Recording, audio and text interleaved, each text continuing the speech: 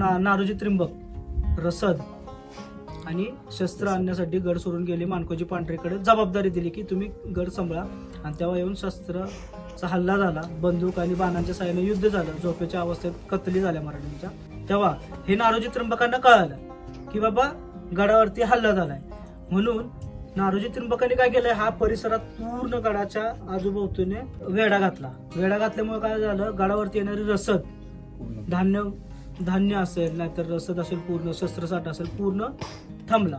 त्यामुळे 10 ते 12 दिवस इथं उपासमार चालू झाले. शस्त्रसाठा नसल्यामुळं पूर्ण गडावरती जी दारू कोठार आहे ते आगीच्या लोळात पडलं की पूर्ण उद्ध्वस्त झाला. हारच झाली होती. पण आता इथून जवळ मी म्हटलं जुन्नर प्रांत आहे. तेव्हा जुन्नरवरती सगळ्यात जास्त सत्ता कोणाची होती तर मोगलांची. तर तिथं जुन्नरचा जो किल्लेदार होता अब्दुल हजीज खान, त्याचा मुलगा अब्दुल खान, तो त्याच्या मदतीला आला. तो मदतीला येतोय म्हणल्यावरती तो वेढा सेल केला कुणी, नारोजी त्र्यंबकांनी. आणि तिथं गडाच्या पायथ्याला म्हणजे आजूबाजूच्या परिसरात जिथं वेढा घातला होता तिथं मोठ्या प्रमाणात युद्ध झालं.